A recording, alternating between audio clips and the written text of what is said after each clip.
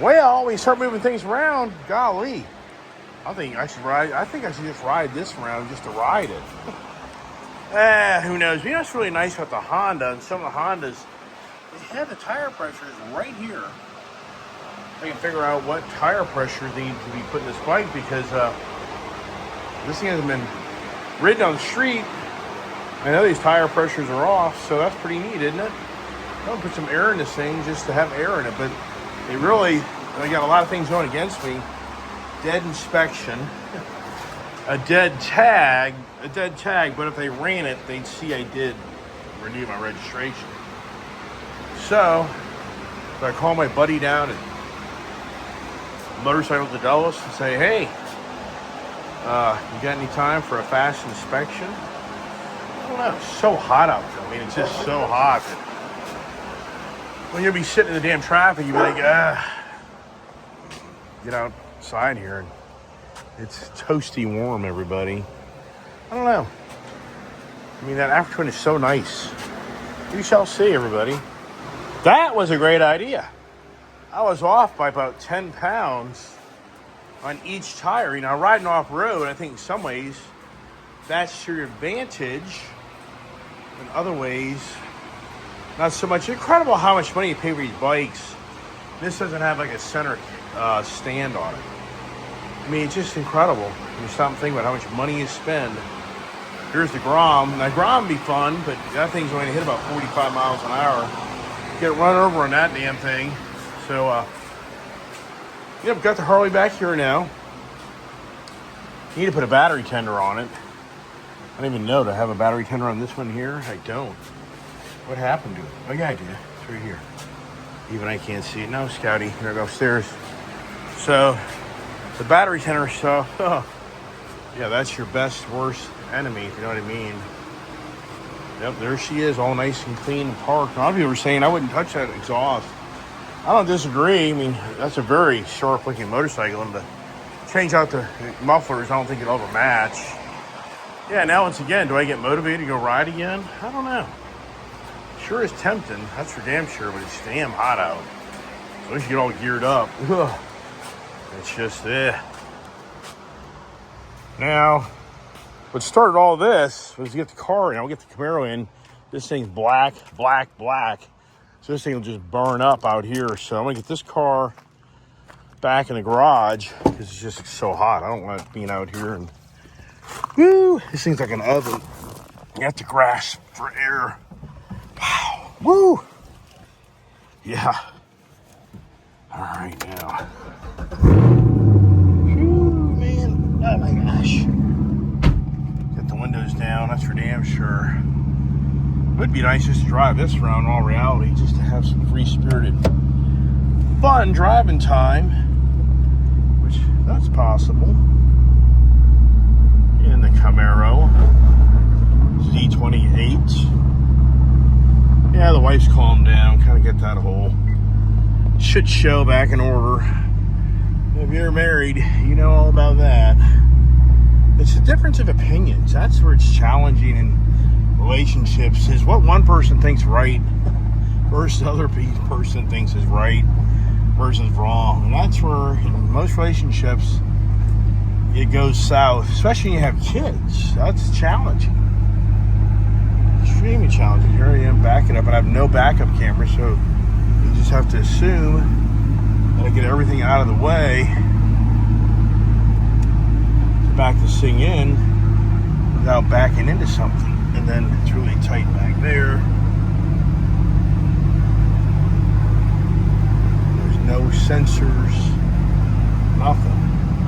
It's the good old days where you're going off of your blind instinct of where you think you are and parking a car without any help from cameras and alarms, sensors. So that's kind of where it's at. I'm gonna leave right there. Leave the windows down because it's so hot. All right, let's get out of this thing and woo, woohoo! Great car. Climbing out, and then if you're not careful, what happens is you'll hit this car. Years ago, I had a car parked back here. I had my knife in my pocket, the metal piece. And I walked by my car and I scratched the hell out of it. So here's the Honda. Probably should turn the wheel the other way so dogs don't hit that and have it fall. So there is the collection. Once again, hell of a collection, everybody. Man, how I can hold on to it. Yeah, I need a big raise. I need a big raise. I need a miracle happening for me. That's what I need, everybody. Big miracle. Which, yeah. Pray for a miracle. Free. The breakout's tempting to take out too, but once again, man, it's one of those days where we've kind of gone from having all these rains to now it's so freaking hot out that it's just wow. Dogs are down there playing near the creek. That's their favorite thing they like to do is they like to run down to the creek and hang out down to the creek. And now with that big tree down there, they got some decent shade. So they're down there in the creek. Thank God I got rid of that snapping turtle, man. I tell you, I really thought that snapping turtle had kind of finally gone way over there and is really kind of embedded in the deeper part of the pond. How wrong was I? I mean, good Lord, man. That was crazy. So, all right, there's now the Blazer. I'm not really worried about where that is right now. But everything's got to be charged. Like my Lightning needs to be charged. The Blazer needs to be charged. You know, that's why these electric bills in my house, my wife doesn't really understand that. She's like, we have an $800 electric bill. We have a $1,000 electric bill. I'm like, we do for 1 month. 1 month. And I can promise you that these two vehicles here are at least $300 of that bill, if not more. Yeah, so nothing's free. Free. Hard to believe. Dark Horse is gone, even for me, just sitting here looking at my garage. The Dark Horse is gone, man. Wow, how it's all thinning out. One of my subscribers said, you just have the 4 Chevys left when it's all said and done. Well, no, because the wife has to have a car. I mean, the wife has to have a car. So if I let go of the Grand Cherokee, the wife's going to be very disappointed. I told her the other day, I said, that's probably your last nice car I'll ever buy you. I said, that's probably it, honey. It's probably won't be anytime soon. I mean, that's a fact.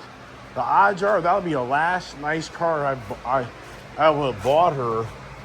And unless miracles happen in my life in the next 3, 4, 5 years of getting rid of all this financial havoc, I just can't see me buying her a really nice car again. And that car should last another 10 years, realistically. To maintain it. I mean, cars today are 14-year intervals. 14 years. So many people are just throwing their hands up in the air. They can't afford the new car lifestyle. It's too expensive. Insurance, maintenance, personal property taxes, blah, blah, blah, blah. So I was reading an article on how every year the car industry is losing the car buyers that used to be that chase wanting a car, and just millions are starting to raise their hands saying, I just can't keep up with the Joneses and I'm just going to keep my car. Or I'm not going to even buy a car. I'll just rent a car if you live in the city or whatever it may be. So it is a growing trend for the car industry. They're losing customers because they've priced themselves out of the market. And it's so right. I mean, you hear me talk about all the time on how these car companies have the greed is through the roof. And I think the consumers are just to the point where it's not worth it. There's not the enjoyment of buying these cars for the amount of money you spend, and you go broke. So it's going to be very interesting, I think, over the next 10 years to see how this industry, I think the car industry really will have a wake-up call of the younger generation not being crazy like my generation and a little younger than me that will just go out of their way, sacrifice everything to buy a car, and we'll put everything on the line to own a car. I think that trend is slowly changing, and it's just going to be a whole new ballgame. And for the car industry and car dealerships, I really think 10 years from now plus, the whole way they run them and the infrastructure is all going to change, the dynamics. It's just as archaic on how they continue to run these dealerships, where people live at these dealerships. I was talking to Sam at his office in great length, and he doesn't disagree on how the car industry is so archaic. Nothing's changed. Nothing's changed. Like, I've been in this industry for 20 years and nothing has changed from the way people come in and buy cars for the most part. It's the same story, same routine. You live at the car dealership, and he was claiming, one of his car sales guys who has sold 14 cars this month, he's a league sales guy, he's in his 30s, but he's burnt out. And Sam was like, he's here every day. He's here every single day. And he's got a wife and kids, and the guy is just totally getting burned out because only way for him to make a living there is just to live at the dealership 12, 14-hour days. He's like, he's here at 8 o'clock in the morning, he's here at 8, 9 o'clock at night, and he does this every single day so he can sell cars and make a six-figure income. If you're selling 20 cars a month, you're making over six figures a year. You know, you're making $100,000+ a year, but it cracks me up when I tell people to do this. It's like, but you're putting in 70-hour, you're putting in 80-hour work weeks, basically. So if you work two jobs, I mean, would you make more money? Yeah, it's not. I think that these car dealerships, it's a shame. The owners are on their yachts, their boats, their beach houses. They're out hanging out, looking pretty, while these people are their slave laborers, making them money at the dealership day in, day out. And since people just put up with it, they're not going to change. Nothing's going to change anytime soon. There it is. Puppies galore. Puppies having fun.